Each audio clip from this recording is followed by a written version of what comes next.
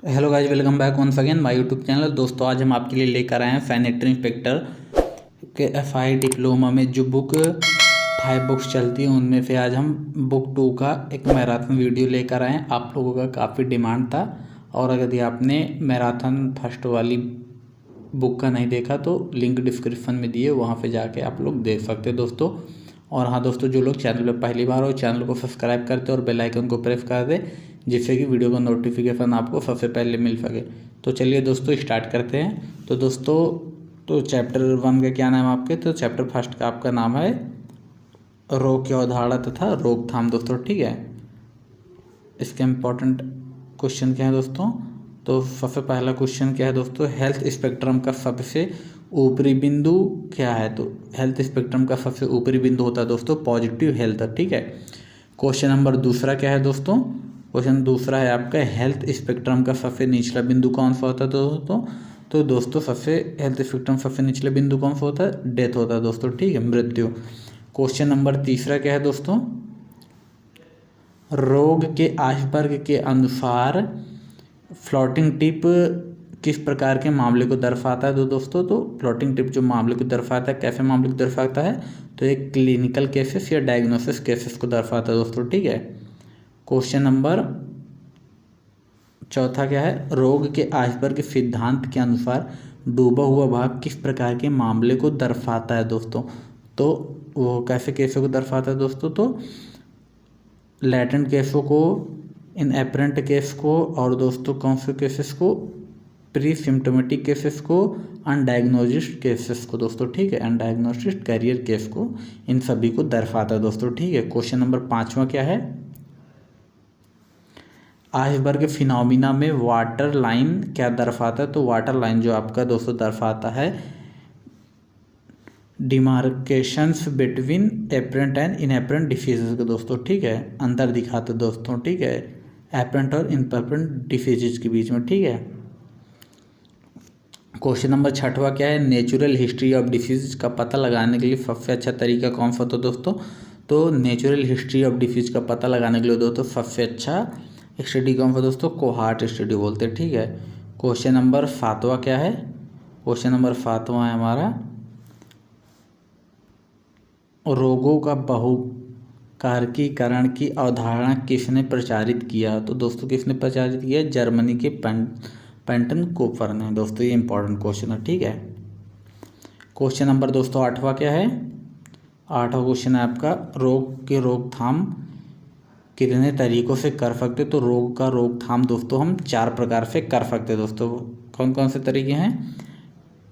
First है दोस्तों primordial रोकथाम, दूसरा है प्राथमिक रोकथाम, तीसरा कौन सा है? द्वितीयक रोकथाम, चौथा दोस्तों तृतीयक श्रेणी का रोकथाम दोस्तों, ठीक है। रोकथाम को दोस्तों इंग्लिश में प्रिवेंशन बोलते हैं, ठीक है। क्वेश्चन नंबर 9वां क्या है दोस्तों आपका?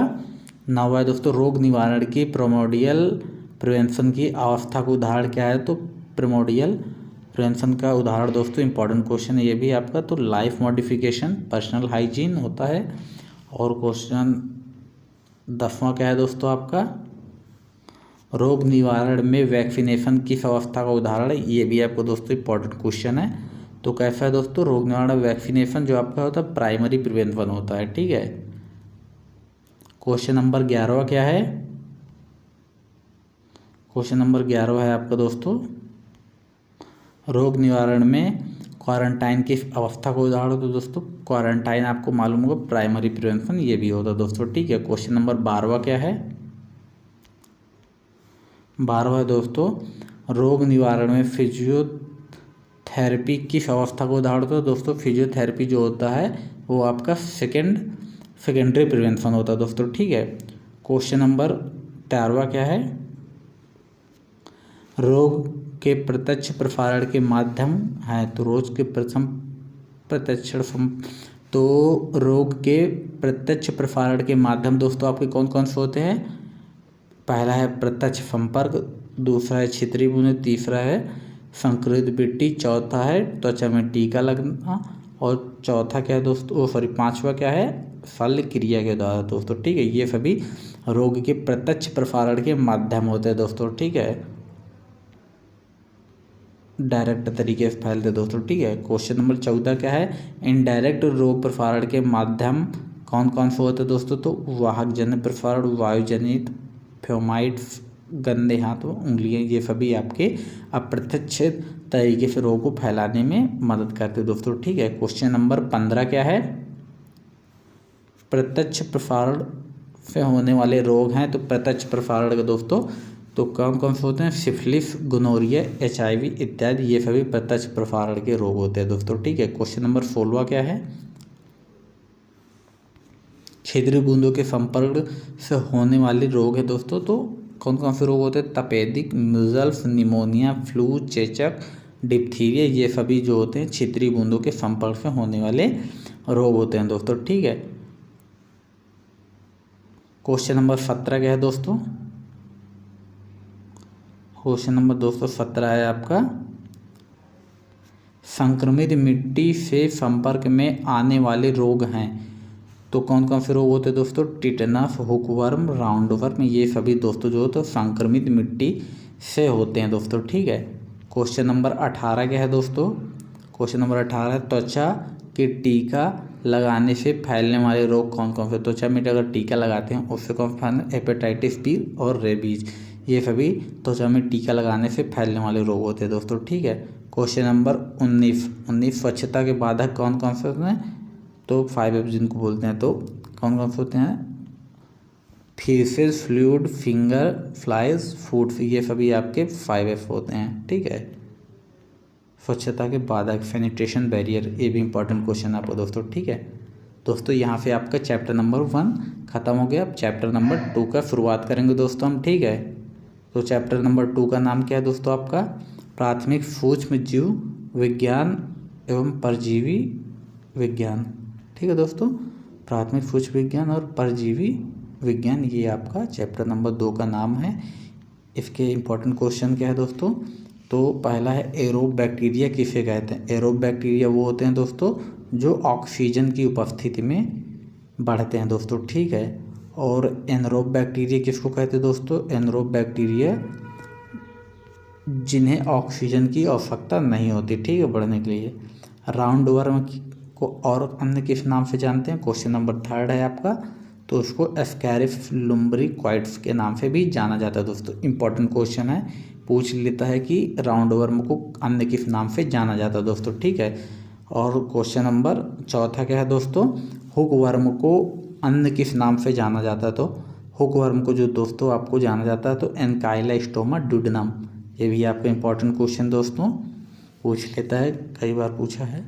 हुकवर्म को अन्य किस नाम से जाना जाता है, तो किस नाम से जानते हैं दोस्तों, एनकाइलोस्टोमा ड्यूडेनम, ठीक है दोस्तों। क्वेश्चन नंबर 5 क्या है, एम्बियोसिस किसके कारण होता है दोस्तों, एम्बियोसिस जो होता है एंटोमोविया हिस्टोलिका के द्वारा होता है दोस्तों, ठीक है। क्वेश्चन नंबर 6 क्या है, 6 दोस्तों आपका काला बुखार का एजेंट फैक्टर क्या होता है, तो एजेंट फैक्टर दोस्तों होता है जिस्मेनिया डोनावानी और लिस्टमेनिया ट्रॉपिका और लिस्टमेनिया ब्राजिलेंसिस, ये आपके दोस्तों काला बुखार का एजेंट फैक्टर होते हैं दोस्तों, ठीक है। क्वेश्चन नंबर 7 क्या है, हाइड्रेटेड डिसीज किसके कारण होता है, तो हाइड्रेटेड डिसीज जो होता है इकिनोकोकस स्पीशीज के द्वारा होता है दोस्तों, किसके द्वारा, इकिनोकोकस स्पीशीज के द्वारा, ठीक है। क्वेश्चन नंबर 8 क्या है दोस्तों, 8 है दोस्तों आपका ड्रैंकुलेसिस या गिनीवर्म बीमारी किसके कारण होती है, तो ड्रैंकुलेसिस या गिनीवर्म दोस्तों आपके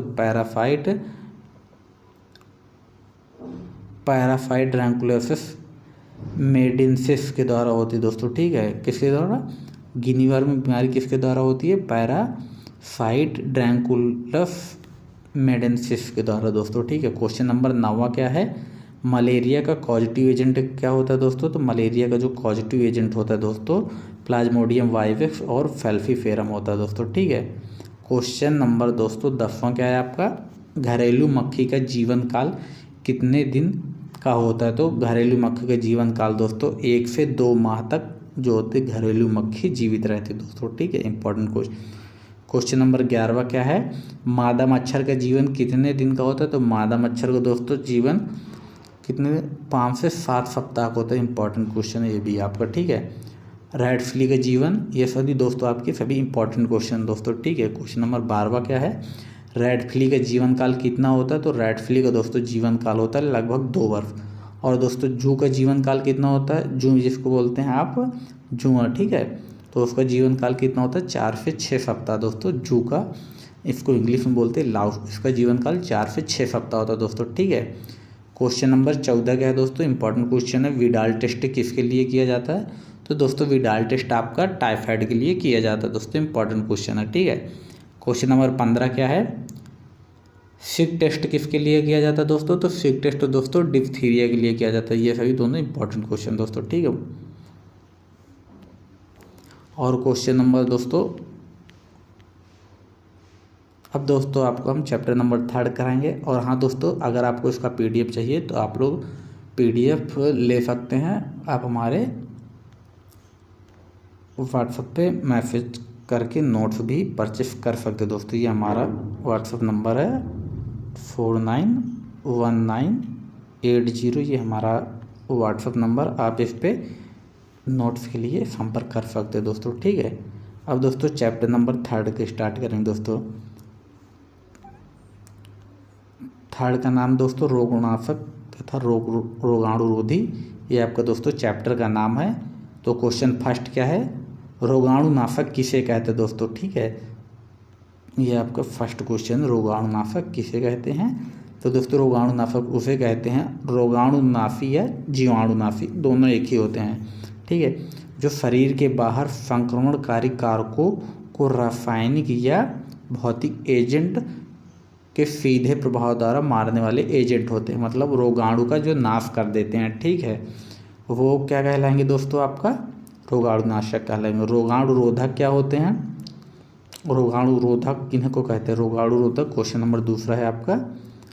तो रोगाणुरोधक वह कारक होते हैं जो संक्रमणी कारकों को नष्ट करके उसके विकास को, जो मतलब जो विकास को रोके या जीवित ऊतकों को पर इस्तेमाल किया जाता है, मतलब कि जो किसी के विकास को रोक दे उसको रोगाणुरोधक करते हैं, और रोगाणुनाशक जो रोगाणु का नाश कर दे, इसके रोगाणुरोधक क्या, इसके रोगाणुरोधक जो होता है उसके विकास को रोक देता है, जो भी बीमारी अंदर फैल रही होती है उसको मार देता है, मतलब कि उसके विकास को रोक देता है, और ये क्या होता है उसको ख़त्म कर देता है, ठीक है।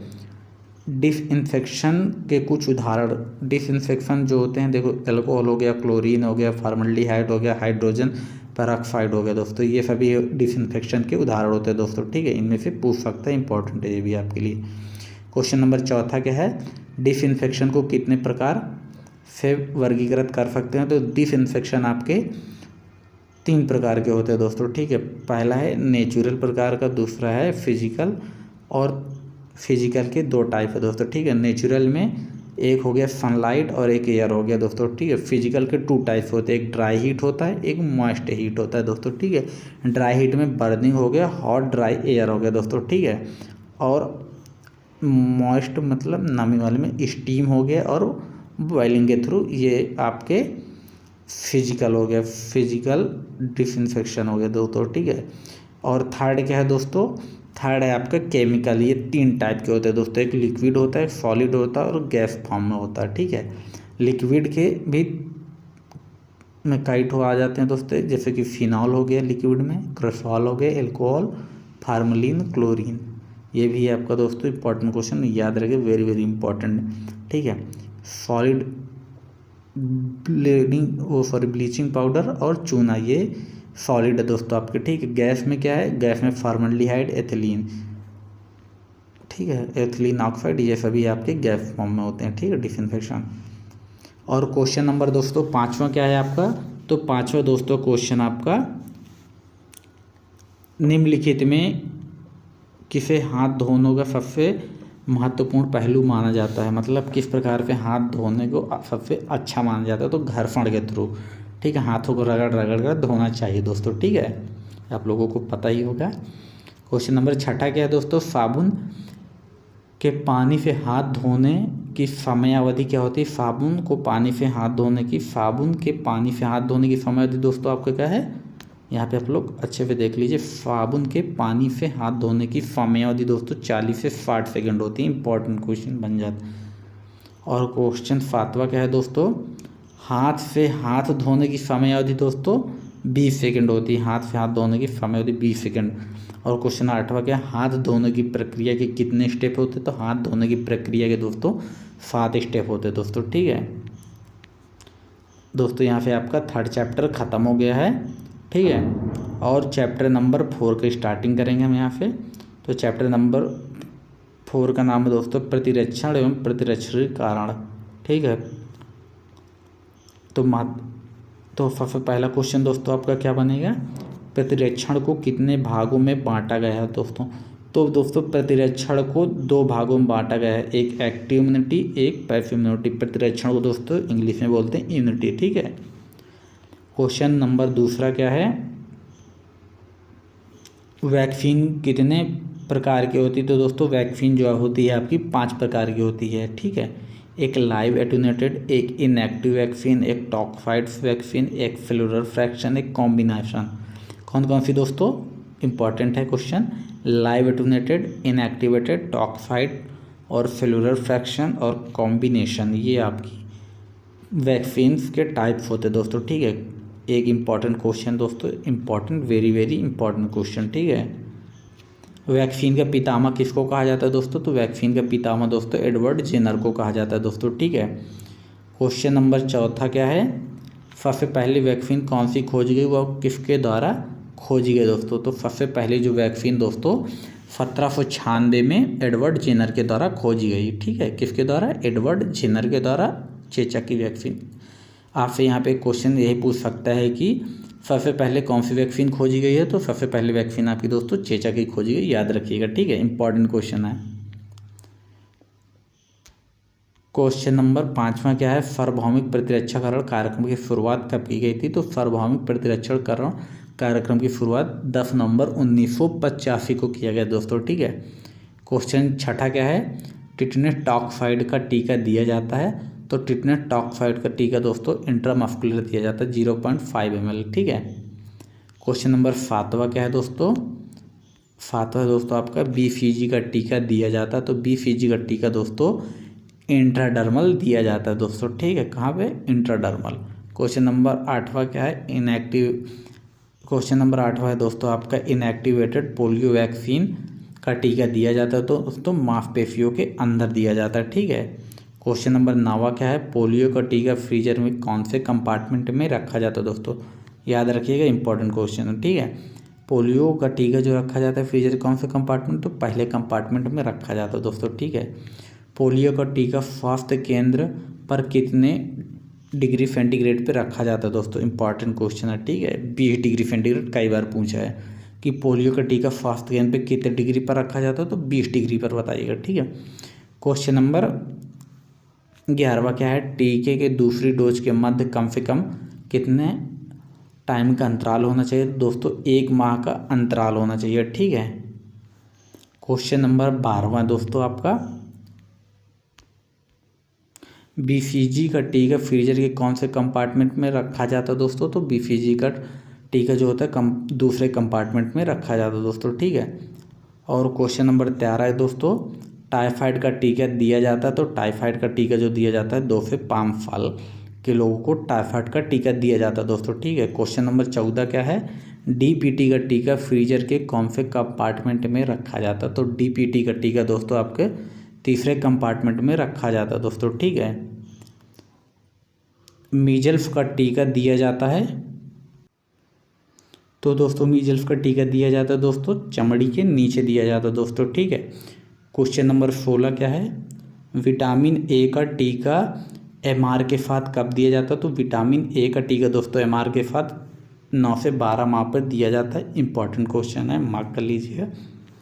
क्वेश्चन नंबर 17 क्या है दोस्तों, विटामिन ए का टीका MR के साथ दूसरी डोज कब दी जाती है। तो 16 से 24 माह पर दी जाती है दोस्तों। ठीक है, क्वेश्चन नंबर 18 क्या है, रोटा वायरस का टीका दिया जाता है। तो रोटा वायरस का दोस्तों टीका दिया जाता है कहाँ पे, मुंह के द्वारा, ओरल। ठीक है, क्वेश्चन नंबर 19 क्या है, बी फीजी का टीका कब दिया जाता है, तो बी फीजी का टीका दोस्तों एट द बर्थ दिया जाता है, ठीक है। और क्वेश्चन नंबर दोस्तों आपका 20वां क्या है, बीसीजी के टीके की पहली डोज कब दी जाती है, तो बीसीजी के टीके की पहली डोज दोस्तों 6 सप्ताह में दी जाती है, ठीक है। क्वेश्चन नंबर 21 क्या है, हेपेटाइटिस बी टीके की दूसरी डोज कब दी जाती है, तो 10 सप्ताह में दी जाती है दोस्तों, ठीक है। क्वेश्चन नंबर 22 क्या है, हेपेटाइटिस बी टीके की तीसरी डोज कब दी जाती है दोस्तों, तो 14 सप्ताह में दी जाती है, ठीक है। क्वेश्चन नंबर 23 क्या है आपका, पोलियो की जीरो खुराक कब दी जाती है, तो पोलियो की जीरो खुराक दोस्तों आपके जन्म के समय दी जाती है दोस्तों, ठीक है। क्वेश्चन नंबर 24 क्या है, इन्फ्लुएंजा टाइप बी का टीका दिया जाता है, तो इन्फ्लुएंजा टाइप बी का टीका दोस्तों मांसपेशियों के अंदर दिया जाता है, ठीक है। कहाँ पे, मांसपेशियों के अंदर। क्वेश्चन नंबर 25 क्या है दोस्तों आपका, 25 है जापानीज इन्फ्लाइटिस का टीका दिया जाता है, तो जापानीज इन्फ्लाइटिस का टीका दोस्तों आपका चमड़ी के नीचे दिया जाता है, ठीक है। दोस्तों यहाँ से आपका चैप्टर नंबर 4 समाप्त हो गया है। अब दोस्तों हम चैप्टर नंबर 5 की ओर बढ़ेंगे, ठीक है। तो चैप्टर नंबर 5 का क्या नाम है दोस्तों, कम्युनिकेबल डिसीज, ठीक है। क्वेश्चन पहला क्या है दोस्तों, तो पहला क्वेश्चन है आपका, चेचक किसके कारण होता है, तो चेचक दोस्तों आपका वेरियोला वायरस के द्वारा होता है दोस्तों, ठीक है। क्वेश्चन नंबर दूसरा क्या है, भारत में चेचक का आखिरी मामला कब देखा गया, तो चेचक का मामला दोस्तों देखा गया था 24 मई 1975 को दोस्तों, इंपॉर्टेंट क्वेश्चन है ये भी। क्वेश्चन नंबर थर्ड क्या है, चेचक का भारत से उन्मूलन कब किया गया, तो अप्रैल 1977 में दोस्तों, ठीक है। चेचक का भारत से उन्मूलन हो गया था। WHO ने चेचक वैश्विक उन्मूलन की पुष्टि कब की गई थी, तो मई 1980 में कर दी गई वैश्विक उन्मूलन की पुष्टि, ठीक है। क्वेश्चन नंबर 5वां क्या है, चेचक के टीके की खोज किसने की और कब की, तो एडवर्ड जेनर 1796 में किया था दोस्तों, ठीक है। 1796 में एडवर्ड जेनर ने किया था दोस्तों, ठीक है। और क्वेश्चन नंबर 6वां क्या है, चिकन पॉक्स या छोटी माता जिसको बोलते हैं, या छोटा चेचक के विषाणु का क्या नाम होता है, तो वेरिशेला जोस्टर होता है चिकन पॉक्स का, छोटी माता का वेरिशेला जोस्टर, ठीक है। क्वेश्चन नंबर 7वां क्या है, चिकन पॉक्स का उद्भवन काल होता है 14 से 16 दिन उद्भवन काल होता है, ठीक है, चिकन पॉक्स का। क्वेश्चन नंबर 8 क्या है, फ्लूओमार्फिज्म क्या होता है चिकन पॉक्स, ठीक है, जिसको कहते हैं सभी चरण एक ही समय में एक ही क्षेत्र में देखा जा सके, जिसको उसको क्या कहते हैं दोस्तों, फ्लूओमार्फिज्म कहते हैं, जैसे कि मैक्यूल, पेप्यूल और वेसिकल्स और क्रास्ट दोस्तों, ठीक है। ये सभी किस में देखा जाए, चिकन पॉक्स, फ्लूओमार्फिज्म जिसमें सभी अवस्थाएं एक ही साथ देखें। क्वेश्चन नंबर 9वां क्या है, 9वां दोस्तों, खसरे के विषाणु का क्या नाम है, तो खसरे के विषाणु का नाम है दोस्तों RNA पैरामैक्सोवायरस, ठीक है। क्वेश्चन नंबर 10वां क्या है दोस्तों, 10वां क्वेश्चन दोस्तों, खसरे का उद्भवन काल कितने दिन का होता है, तो 10 से 14 दिन होता है, ठीक है। क्वेश्चन नंबर 11 क्या है, खसरे में कॉपलिक धब्बे कहाँ देखे जाते हैं, तो कॉपलिक धब्बे दोस्तों खसरे में मुंह के पहले या दूसरी दाढ़ों पर छोटे और नीले सफ़ेद धब्बे होते हैं, इन्हें हम कॉपलिक धब्बे कहते हैं दोस्तों, ठीक है। क्वेश्चन नंबर 12 क्या है, यूनिवर्सल टीकाकरण कार्यक्रम के अनुसार खसरे का टीका शिशु को कब लगाया जाता है, तो खसरे का टीका शिशु को 9 माह में लगाया जाता है दोस्तों, ठीक है। क्वेश्चन 13 क्या है, रूबेला जर्मनी वायरस के विषाणु का क्या नाम है, तो रूबेला जर्मनी वायरस के विषाणु का नाम है टोगा वायरस, एक RNA वायरस का जो कारण होता है दोस्तों, ठीक है। क्वेश्चन नंबर 14 क्या है, रूबेला का उद्भवन काल होता है, तो रूबेला का उद्भवन काल दोस्तों आपका 2 से 3 सप्ताह का होता है, ठीक है। क्वेश्चन नंबर 15 क्या है, कंठ रोग किस वायरस के कारण होता है, तो मम्प्स जिसको इंग्लिश बोलते हैं, कंठ रोग किसके कारण होता है दोस्तों, मैक्सो वायरस पैरोटिटिस परिवार का एक RNA वायरस होता है, इसके कारण मम्प्स होता है दोस्तों, ठीक है। क्वेश्चन नंबर 16 क्या है, मम्प्स में कौन सा टीका दिया जाता है, तो मम्प्स में दोस्तों MR का टीका दिया जाता है, ठीक है। क्वेश्चन नंबर 17 क्या है, खसरे में कौन सा टीका दिया जाता है दोस्तों, तो खसरे में दोस्तों MR का टीका दिया जाता है, ठीक है। क्वेश्चन नंबर 18 क्या है, रूबेला में कौन सा टीका दिया जाता है, तो रूबेला में MR का टीका दिया जाता है दोस्तों, ठीक है। क्वेश्चन नंबर 19 क्या है, गल्फुआ मम्प्स का वायरस पाया जाता है, तो मम्प्स का वायरस किसमें पाया जाता है दोस्तों, रक्त में, दूध में, मूत्र में और CSF में, ठीक है। सेरेब्रोस्पाइनल फ्लूइड में, ठीक है। क्वेश्चन नंबर 20 क्या है दोस्तों आपका, आमतौर पर मम्प्स का उद्भवन काल 14 से 18 दिन होता है, ठीक है। क्वेश्चन नंबर 21 क्या है, गलफुए का टीका कैसा होता है, तो गलफुए का टीका दोस्तों लाइव एटेन्यूएटेड वैक्सीन होती है, ठीक है। क्वेश्चन नंबर 22 क्या है दोस्तों, 22 है आपका, इन्फ्लुएंजा कहाँ का रोग है, तो इन्फ्लुएंजा दोस्तों श्वसन का रोग होता है दोस्तों, ठीक है। क्वेश्चन नंबर 23 क्या है, इन्फ्लुएंजा के टाइप हैं H1N1, H2N3, H3N2, ये सभी इन्फ्लुएंजा के टाइप होते हैं दोस्तों, ठीक है। क्वेश्चन नंबर 24 क्या है, इन्फ्लुएंजा का उद्भवन काल होता है, तो इन्फ्लुएंजा का उद्भवन काल 18 से 72 घंटे का होता है दोस्तों, ठीक है। क्वेश्चन नंबर 25 क्या है दोस्तों आपका, 25 है दोस्तों, मैक्सिको में पहली बार पाए जाने वाले स्वाइन फ्लू का क्या नाम दिया गया दोस्तों, तो स्वाइन फ्लू को H1N1 नाम दिया गया दोस्तों, ठीक है। क्वेश्चन नंबर 26 क्या है दोस्तों, डिप्थीरिया किसके कारण होता है, तो डिप्थीरिया जो होता है दोस्तों आपका कॉर्निबैक्टीरियम डिप्थीरिया के कारण होता है दोस्तों, ठीक है। क्वेश्चन नंबर 27 क्या है दोस्तों आपका, डिप्थीरिया में कौन सा टेस्ट किया जाता है दोस्तों, तो डिप्थीरिया में आपका सिक टेस्ट किया जाता है दोस्तों, ठीक है। क्वेश्चन नंबर 28 क्या है, डिप्थीरिया आमतौर पर किस एज ग्रुप को ज़्यादा होता है, तो 1 से 5 वर्ष तक के बच्चों को डिप्थीरिया ज़्यादा होता है दोस्तों, ठीक है। क्वेश्चन नंबर 29 क्या है दोस्तों, क्वेश्चन नंबर 29 है आपका, डिप्थीरिया का उद्भवन काल होता है, तो डिप्थीरिया का उद्भवन काल दोस्तों 2 से 6 दिन का होता है, ठीक है। क्वेश्चन नंबर 30 क्या है, तो 30 है दोस्तों आपका, डिप्थीरिया के मामलों के उपचार में कौन सी दवा दी जाती है, तो डिप्थीरिया के उपचार में दोस्तों पेनिसिलिन या एरिथ्रोमाइसिन दी जाती है दोस्तों, ठीक है। क्वेश्चन नंबर 31 क्या है, 31 क्वेश्चन आपका दोस्तों, डिप्थीरिया के लिए कौन सा टीका लगाया जाता है, तो डिप्थीरिया के लिए दोस्तों DPT का टीका लगाया जाता है दोस्तों, ठीक है। क्वेश्चन नंबर 32 क्या है, काली खांसी के कारक एजेंट हैं, तो बी पर्टूसिस जो होता है काली खांसी का एजेंट होता है दोस्तों, ठीक है। क्वेश्चन नंबर 33 क्या है, काली खांसी समानता कब तक रहती है, तो काली खांसी दोस्तों आपकी 6 से 8 सप्ताह तक रहती है दोस्तों, ठीक है। क्वेश्चन नंबर 34 क्या है, काली खांसी के नियंत्रण के लिए कौन सी दवा दी जाती है, तो एरिथ्रोमाइसिन ये एम्पिसिलिन दी जाती है दोस्तों, ठीक है। क्वेश्चन नंबर 35 क्या है, काली खांसी का टीका है कौन सा, DPT। क्वेश्चन नंबर 36 क्या है, क्षय रोग का कारक एजेंट होता है, तो माइक्रोबैक्टीरियम ट्यूबरक्लोसिस जो होता है दोस्तों आपका क्षय रोग का कारक एजेंट होता है दोस्तों, ठीक है। इंपॉर्टेंट क्वेश्चन है। क्वेश्चन नंबर 37 क्या है, क्षय रोग के एजेंट की खोज किसने की, तो रॉबर्ट कोच ने क्षय रोग के एजेंट की खोज की थी दोस्तों, ठीक है। क्वेश्चन नंबर 38 क्या है दोस्तों आपका, तपेदिक मुख्यतः किस अंग को प्रभावित करता है, तो तपेदिक जो होता है दोस्तों आपका फेफड़ों को प्रभावित करता है, ठीक है। तपेदिक मीन्स दोस्तों TB, ठीक है।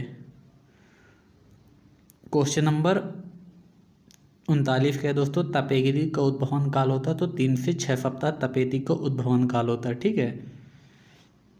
क्वेश्चन नंबर 40वां क्या है, 40वां नंबर क्वेश्चन आपका, तपेदिक का एजेंट कौन सा बैक्टीरिया है, तो एसिड फास्ट बैसिलस होता है दोस्तों, ठीक है।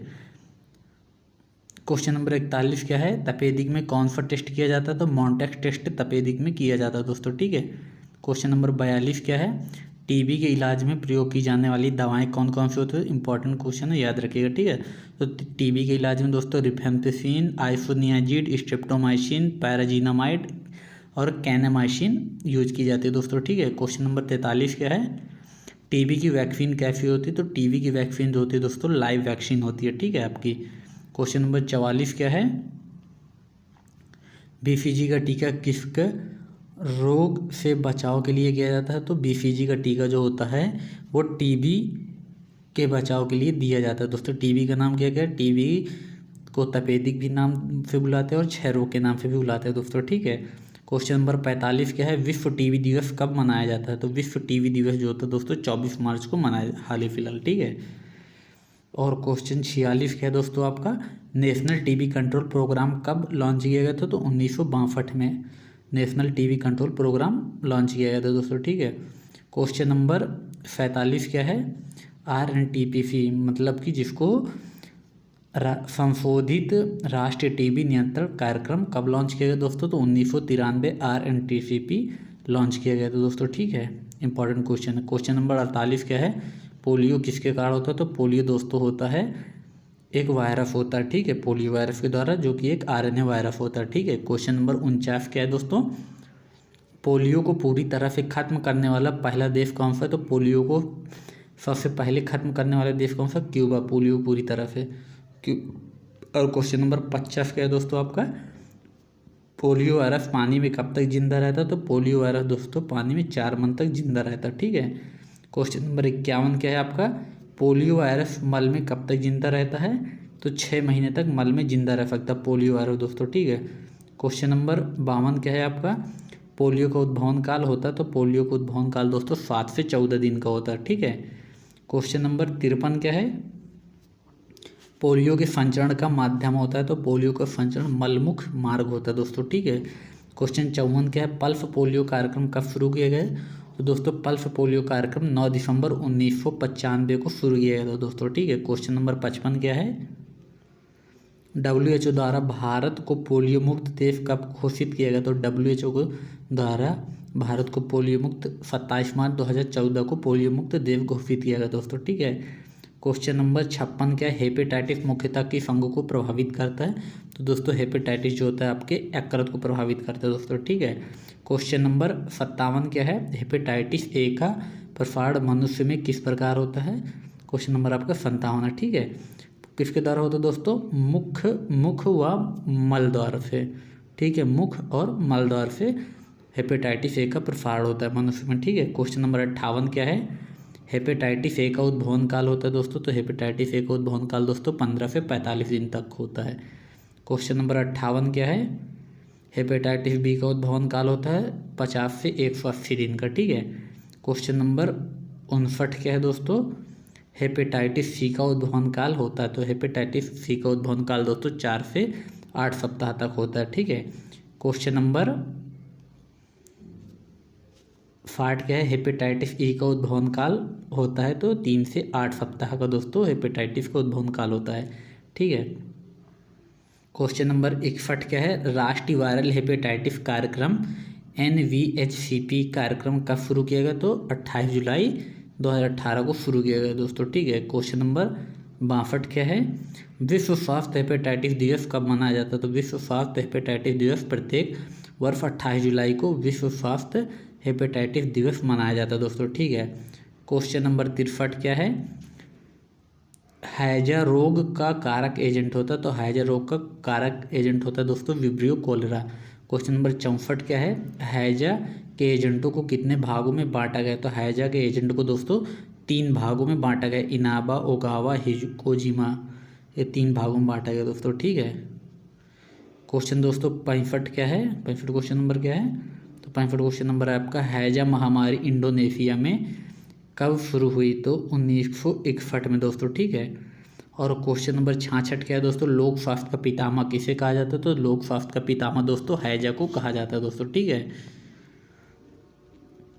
और दोस्तों क्वेश्चन नंबर 67 क्या है, हैजा के प्रसारण का माध्यम होता है कुआं, तालाब व नदियों का दूषित पानी, ये आपके प्रत्यक्ष संपर्क द्वारा होता है दोस्तों, ठीक है। हैजा रोग का संचार अवधि कितने दिनों की होती है? तो 7 से 10 दिनों की हैजा के संचार की अवधि होती है दोस्तों, ठीक है। क्वेश्चन नंबर 69 क्या है दोस्तों, 69 क्वेश्चन आपका, हैजा के जीवाणु शरीर में किस भाग में रहता है? तो शरीर के हैजा के जीवाणु जो होते हैं शरीर के किस भाग में रहते हैं दोस्तों? तो छोटी आंत की ल्यूमेन में, ठीक है।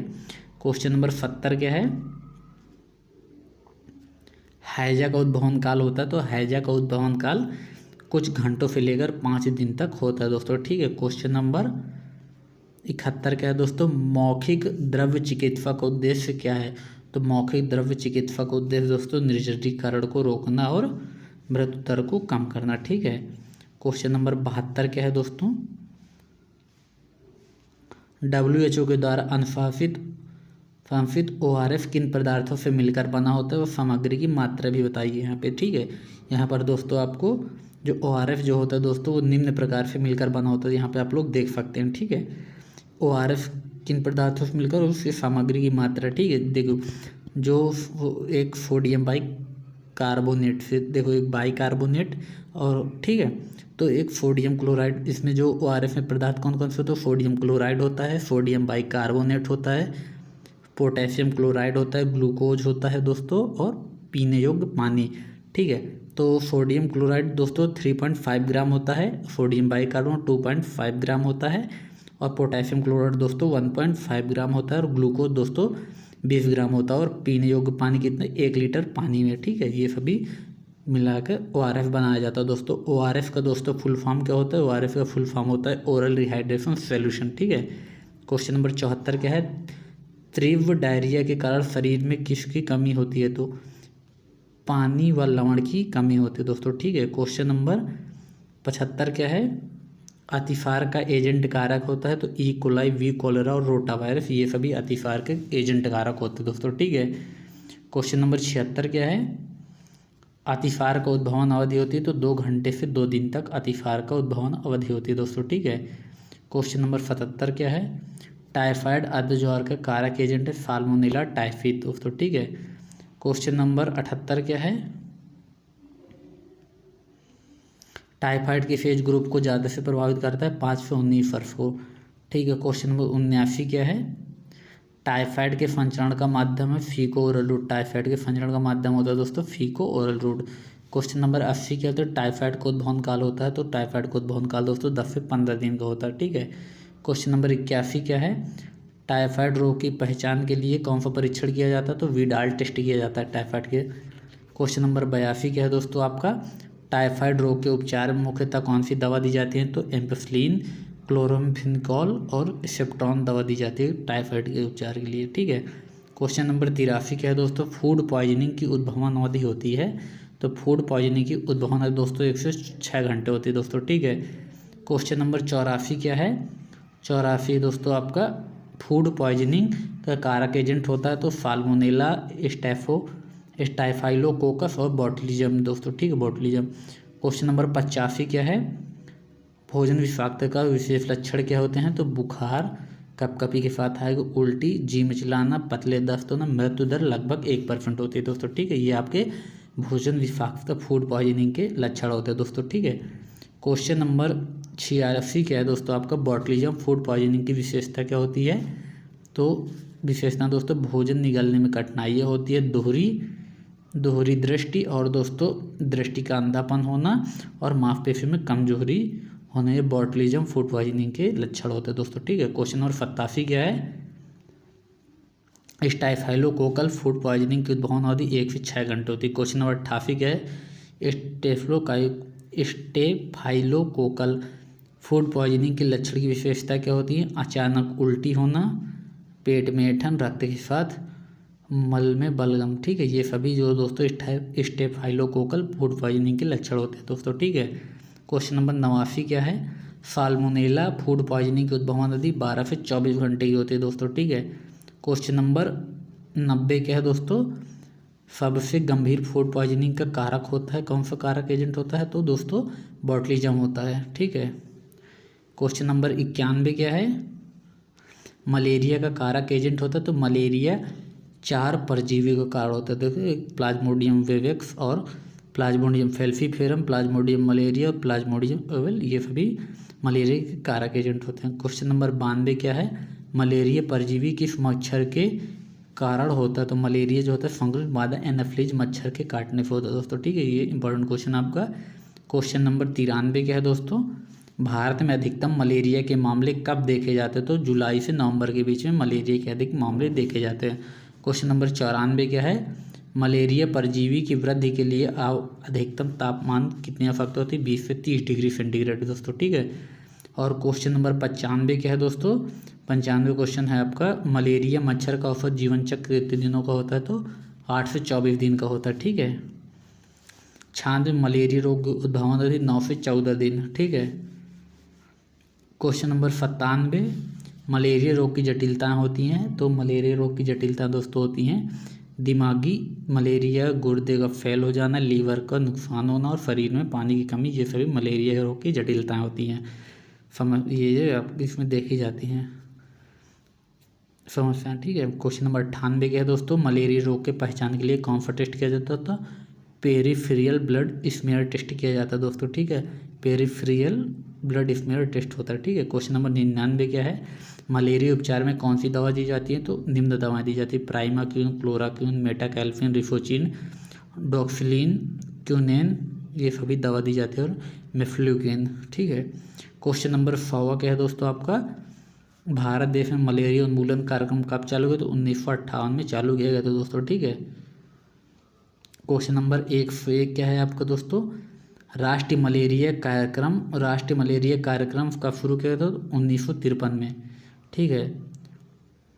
क्वेश्चन नंबर 102 क्या है दोस्तों, मच्छरों पर नियंत्रण करते हैं डीटी से, मेलाथियन से, सिंथेटिक पेरिथ्रोडाइट्स और डेल्टा मैथ्रिन इत्यादि कीटनाशक स्प्रे के द्वारा करते हैं दोस्तों। ठीक है। क्वेश्चन नंबर 103 क्या है दोस्तों, मच्छरों को मारने के लिए जैविक नियंत्रण के लिए उपयोग में लाया जाता है। तो जैविक नियंत्रण में दोस्तों गप्पी मछली लाया जाता है। ठीक है, जिसको गैम्बोजिया मछली बोलते हैं। ठीक है। क्वेश्चन नंबर 104 क्या है दोस्तों, मच्छरों के लार्वा को मारने के लिए रासायनिक विधि से कौन सा रसायन उपयोग में लाया जाता है? तो टेमीफोस, बैटेक्स, मलेरिया ऑयल, ये सभी मलेरिया के लार्वा को मारने के लिए उपयोग में लाया जाता है दोस्तों। ठीक है। क्वेश्चन नंबर 105 क्या है, फाइलेरियासिस रोग कौन सा मच्छर फैलाता है? तो क्यूलेक्स मच्छर के द्वारा होता है फाइलेरिया दोस्तों। ठीक है। क्यूलेक्स मच्छर मनुष्य को कब काटता है? तो क्यूलेक्स मच्छर जो होता है रात में काटता है दोस्तों। ठीक है। क्वेश्चन नंबर 107 क्या था, फाइलेरियासिस रोग का उद्भवन काल 8 से 12 महीने लग जाते हैं। ठीक है, फाइलेरिया के रोग के उद्भवन। क्वेश्चन नंबर 108 क्या है, क्यूलेक्स मच्छर कहाँ पनपते हैं? तो क्यूलेक्स मच्छर ठहरे हुए गंदे पानी में। ठीक है।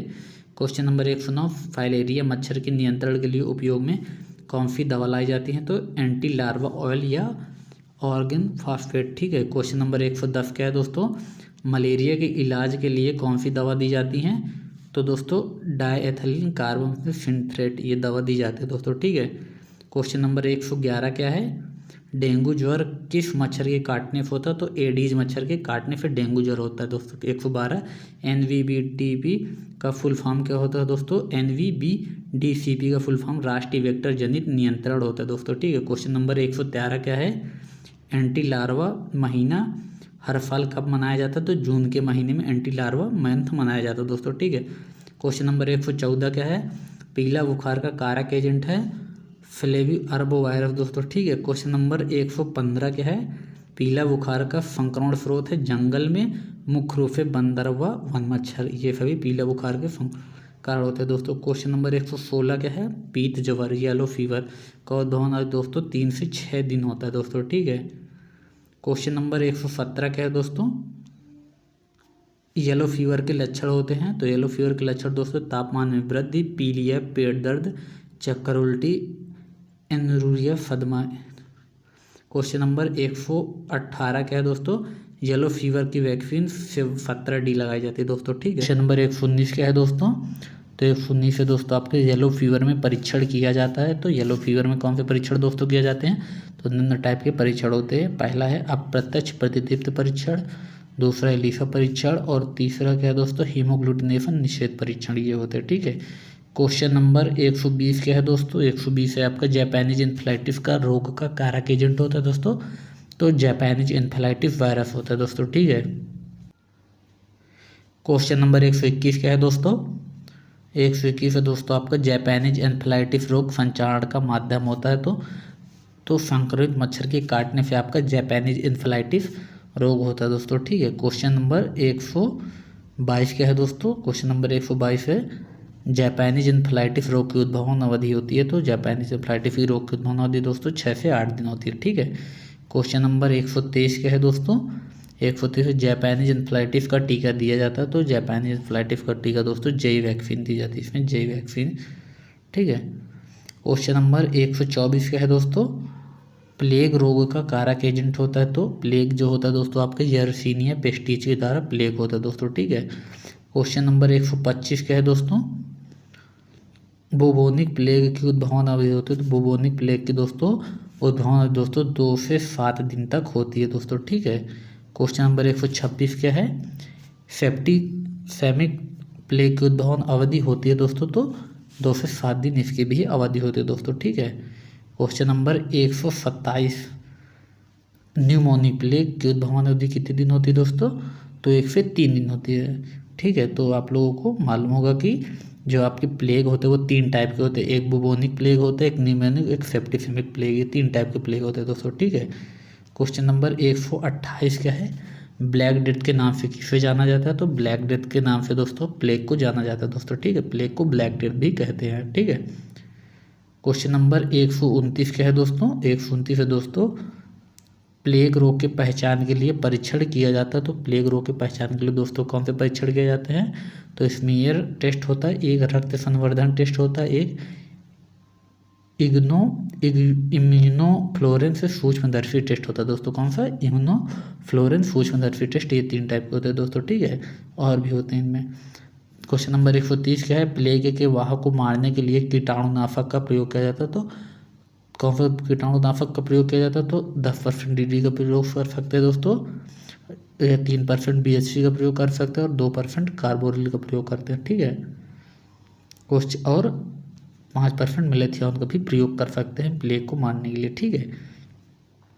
क्वेश्चन नंबर 131 क्या है, चूहों को मारने का उचित जहर कौन सा है निम्न, तो कौन कौन से जहर दिए जाते हैं, एक वारफारिन दिया जाता है दोस्तों, एक जस्ता फास्फाइड दिया जाता है और डाइफेनोकोम दिया जाता है, ये इतने टाइप के जहर होते हैं दोस्तों, ये उचित हैं चूहों को मारने के लिए, इनको दिया जाता है दोस्तों, ठीक है। क्वेश्चन नंबर 132 क्या है, प्लेग रोग समानतः कौन सी दवा प्रयोग में लाई जाती है, तो प्लेग में समानतः दवाएं जो दी जाती हैं आपको स्ट्रेप्टोमाइसिन, टेट्रासाइक्लिन, क्लोरोम्फेनिकोल, सल्फोनामाइड्स, ये सभी दवा दी जाती है दोस्तों, ठीक है। क्वेश्चन नंबर 133 क्या है, रेबीज को और अन्य किस नाम से जाना जाता है, तो रेबीज को हाइड्रोफोबिया के नाम से भी जानते हैं, ठीक है।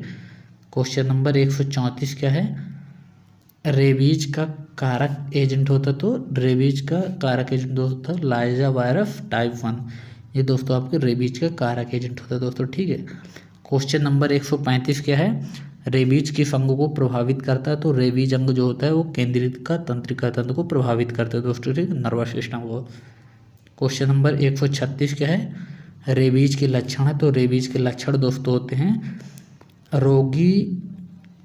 रोगी को शोर, तेज रोशनी या हवा, ठंडे पानी आदि से सहन नहीं होता, मतलब कि वो रोगी जो होता है, इससे जो पीड़ित होता है उसको क्या है, तेज रोशनी से, हवा से, शोर से और ठंडे पानी, ये सभी उसको बर्दाश्त नहीं होता दोस्तों, ठीक है।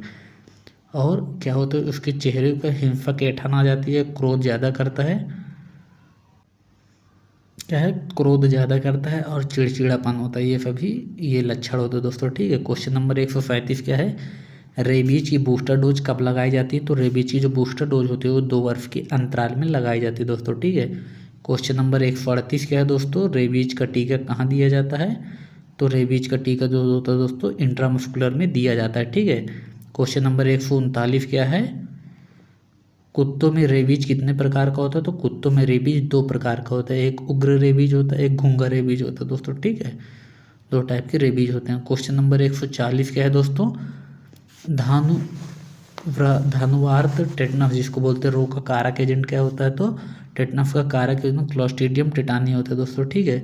क्वेश्चन नंबर 144 क्या है दोस्तों, टेटनस मुख्यतः किस अंगों को प्रभावित करता है, तो टेटनस जो होता है दोस्तों तंत्रिका तंत्र को प्रभावित करता है, ठीक है। क्वेश्चन नंबर 142 क्या है, टिटनेस का उद्भवन काल होता है, तो टिटनेस का उद्भवन काल 6 से 10 दिन होता है, ठीक है। क्वेश्चन नंबर 143 क्या है, टेटनेस में कौन सा टीका दिया जाता है, टेटनेस में जो टीका दिया जाता है दोस्तों टेटनस टॉक्साइड का टीका देते हैं दोस्तों, ठीक है। क्वेश्चन नंबर 144 क्या है, टेटनेस का टीका कहाँ लगाया जाता है, तो टेटनेस का दोस्तों टीका मांसपेशियों के अंदर लगाया जाता है, ठीक है। क्वेश्चन नंबर 145 क्या है, कुष्ठ रोग का कारक एजेंट होता है, तो कुष्ठ रोग का कारक एजेंट दोस्तों होता है एमलेप्राई दोस्तों, ठीक है। क्वेश्चन नंबर 146 क्या है, कुष्ठ रोग का दूसरा नाम क्या है, तो कुष्ठ रोग का दोस्तों हैंसेन्स डिसीज के नाम से भी जानते हैं, जिसे हैंसेन्स रोग कहते हैं हिंदी में, ठीक है। क्वेश्चन नंबर 147 क्या है, ये दोस्तों इंपॉर्टेंट क्वेश्चन है, ठीक है। कुष्ठ रोग को अन्य किस नाम से जानते हैं, तो हो सकता है क्वेश्चन, तो आप बोलेंगे हैंसेन्स डिसीज के नाम से भी जानते हैं। क्वेश्चन नंबर 147 क्या है, कुष्ठ रोग मुख्यतः किसको प्रभावित करता है, तो कुष्ठ रोग जो होता है दोस्तों वो परिधि तंत्रिका तंत्र को करता है और त्वचा, मांसपेशियां, वृषण और आंतरिक अंगों को प्रभावित करता है दोस्तों, ठीक है।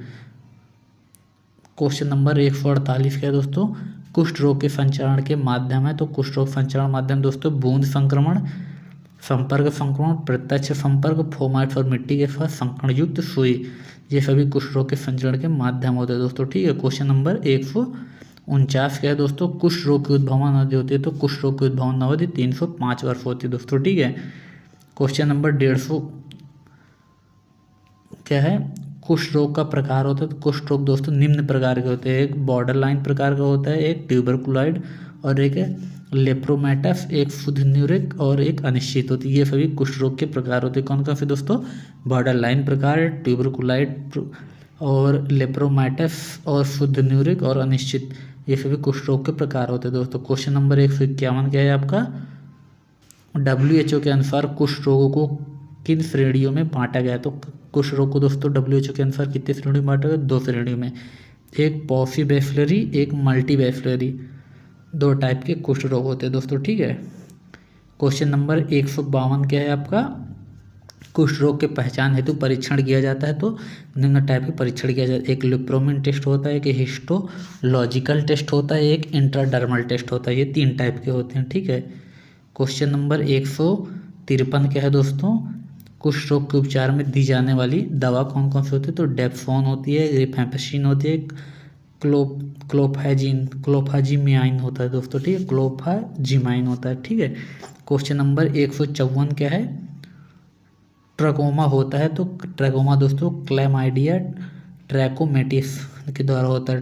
ट्रकोमा किसके द्वारा होता है दोस्तों, क्लैमाइडिया ट्रकोमैटिस के द्वारा होता है। ठीक है, क्वेश्चन नंबर 155 क्या है दोस्तों आपका, ट्रकोमा शरीर के किस अंग को प्रभावित करता है, तो ट्रकोमा जो होता है आंखों की कार्य को प्रभावित करता है। ठीक है, क्वेश्चन नंबर 156 क्या है दोस्तों आपका, अंधेपन का कारण होता है तो अंधेपन का कारण दोस्तों होता है ट्रकोमा।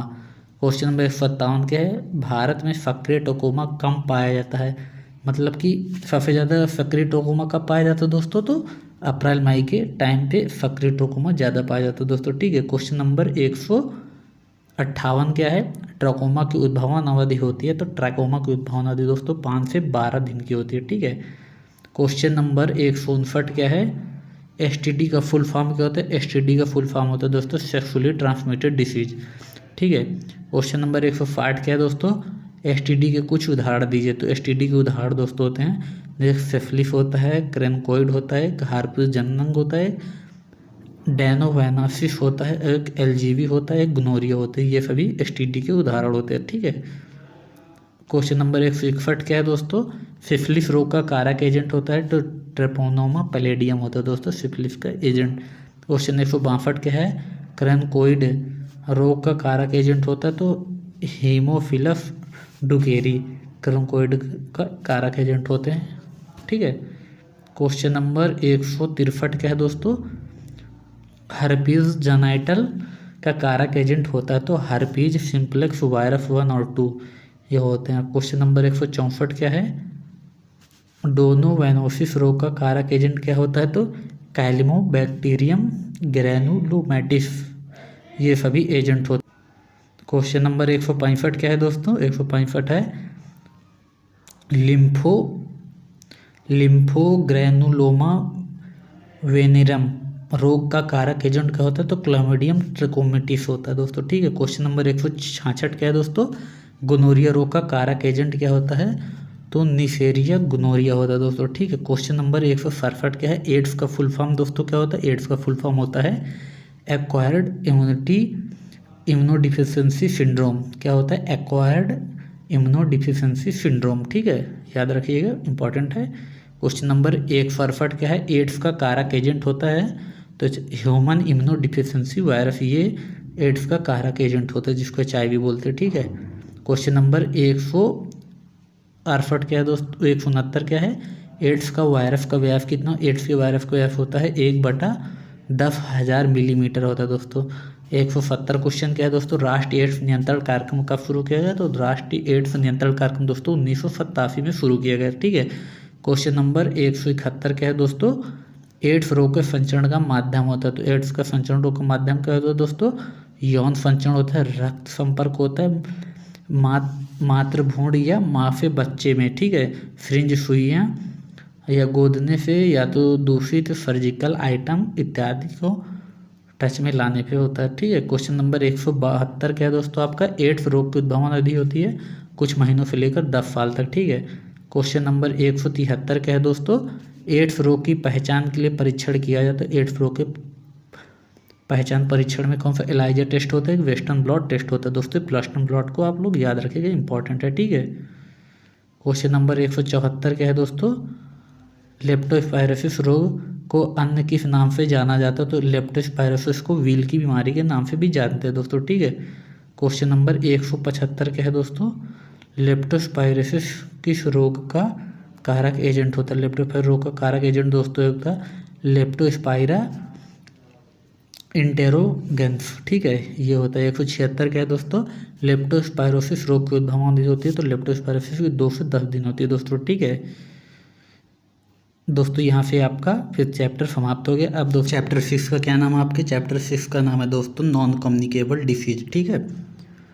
इसके जो इंपॉर्टेंट क्वेश्चन है, ठीक है, ये देखिए। पहले इंपॉर्टेंट क्वेश्चन क्या बन रहा है दोस्तों, WHO ने हृदय धमनी रोग को कौन सी महामारी कहा है, तो कौन सी महामारी का है दोस्तों, तो आधुनिक महामारी का है दोस्तों, ठीक है। क्वेश्चन नंबर दूसरा क्या है, हृदय धमनी रोग है, हृदय धमनी रोग कैसा है दोस्तों, विश्वव्यापी है, ठीक है। क्वेश्चन नंबर तीसरा क्या है आपका, हृदय धमनी रोग के जोखिम कारक हैं, तो हृदय धमनी रोग के जोखिम कारक कौन कौन से होते हैं दोस्तों, पहला है धूम्रपान, दूसरा है उच्च रक्तचाप, तीसरा है मधुमेह जिसको डायबिटीज कहते हैं, चौथा हार्मोन, पांचवा है एल्कोहल दोस्तों, ठीक है। क्वेश्चन नंबर चौथा क्या है दोस्तों आपका, चौथा है आपका कोरोनरी हार्ट डिसीज के नियंत्रण के उपाय हैं, तो कौन से उपाय होते हैं दोस्तों, तो फर्स्ट है धूम्रपान, दूसरा है डायबिटीज पर नियंत्रण, व्यायाम करना, घी तेल आदि ज़्यादा ना खाना, शराब का सेवन ना करना, ये सभी कोरोनरी हार्ट डिसीज पे नियंत्रण करने के उपाय हो सकते हैं, ठीक है। क्वेश्चन नंबर पाँचवा क्या है दोस्तों, राष्ट्रीय तंबाकू नियंत्रण कार्यक्रम NTCP भारत सरकार द्वारा कब लाया गया था, तो 2007 में NTCP लाया गया था दोस्तों, ठीक है, नेशनल टैबाको कंट्रोल प्रोग्राम दोस्तों, ठीक है। तो क्वेश्चन नंबर छठवा क्या है दोस्तों आपका, उच्च रक्तचाप को और किस नाम से जाना जाता है दोस्तों, तो उच्च रक्तचाप को दोस्तों साइलेंट किलर के नाम से भी जानते हैं, इंपॉर्टेंट क्वेश्चन दोस्तों, ठीक है। क्वेश्चन नंबर सातवां क्या है आपका, सातवां है दोस्तों आपका, उच्च रक्तचाप नापने के लिए कौन से यंत्र का प्रयोग करते हैं दोस्तों, तो स्फेग्नोमैनोमीटर, इंपॉर्टेंट क्वेश्चन दोस्तों, ठीक है।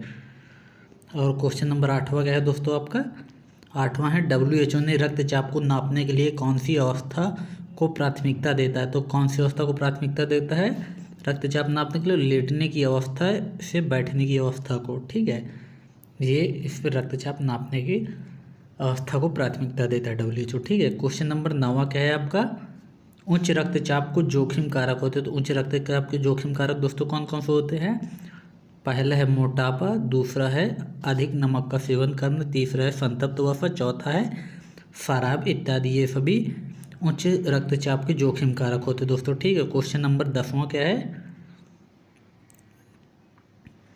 उच्च रक्तचाप का रोकथाम कर सकते, तो उच्च रक्तचाप का निम्न तरीकों से रोकथाम कर सकते दोस्तों। सबसे पहला क्या है, नमक को कम मात्रा में खाना, वजन को कम करना, व्यायाम कम करना, और दोस्तों सॉरी यहाँ पे जो उच्च रक्तचाप को कैसे व्यायाम करके दोस्तों, ठीक है, और स्वास्थ्य शिक्षा के द्वारा हम कर सकते हैं दोस्तों, ठीक है। क्वेश्चन नंबर 11 क्या है, रूमेटेड हार्ट डिसीज का कारक एजेंट होता है, तो रूमेटेड हार्ट डिसीज का कारक एजेंट दोस्तों हीमोलाइटिक स्ट्रेप्टोकोकाई होता है दोस्तों, ठीक है। क्वेश्चन नंबर 12 क्या है, रूमेटाइड हार्ट डिसीज की विशेषताएं क्या होती है, तो रूमेटाइड हार्ट डिसीज की निम्नलिखित विशेषता होती है, पॉलीआर्थराइटिस, हृदय शोथ, और तीसरा नोड्यूल है, और चौथा है त्वचा में दाने, ये सभी आपके रूमेटेड हार्ट डिसीज के लक्षण होते हैं दोस्तों, ठीक है। क्वेश्चन नंबर 13 क्या है आपका, कैंसर किसे कहते हैं, तो कोशिकाओं का अनियंत्रित विभाजन ही कैंसर कहलाता है दोस्तों, ठीक है। क्वेश्चन नंबर 14 क्या है आपका, कैंसर के कारण है, कैंसर के दोस्तों निम्न कारण हो सकते हैं, तंबाकू खाना, शराब, जीन और फूड, और वायरस में hepatitis B and C liver के कैंसर का कारण होता है दोस्तों, ठीक है। क्वेश्चन नंबर 15 क्या है दोस्तों आपका, अंधेपन का कारण, तो अंधेपन का कारण दोस्तों क्या होता है, मोतियाबिंद, ट्रोकोमा, कुपोषण, विटामिन A की कमी के कारण होता है, और दोस्तों ग्लूकोमा, ये सभी अंधेपन के कारण होते हैं, कौन कौन से, मोतियाबिंद, ट्रोकोमा, कुपोषण और ग्लूकोमा, ठीक है। क्वेश्चन नंबर 16 क्या है, मिर्गी के उपचार में कौन सी दवा दी जाती है दोस्तों? मिर्गी के उपचार में दोस्तों फेनोबार्बिटॉल दी जाती है दोस्तों। इंपॉर्टेंट क्वेश्चन है दोस्तों, ठीक है। क्वेश्चन नंबर 17 क्या है, विश्व डायबिटीज़ दिवस कब मनाया जाता है दोस्तों? 14 नवंबर को मनाया जाता है विश्व डायबिटीज़ दिवस, ठीक है दोस्तों। यहाँ से आपका सेकंड ख़त्म हो गई है। और हाँ दोस्तों, अगर आपको आज का वीडियो अच्छा लगा तो वीडियो को लाइक कीजिए और चैनल को सब्सक्राइब कीजिए और अपने दोस्तों के साथ ज़्यादा से ज़्यादा शेयर कीजिए। मिलते हैं दोस्तों किसी नेक्स्ट वीडियो में किसी नेक्स्ट टॉपिक के साथ, तब तक के लिए धन्यवाद।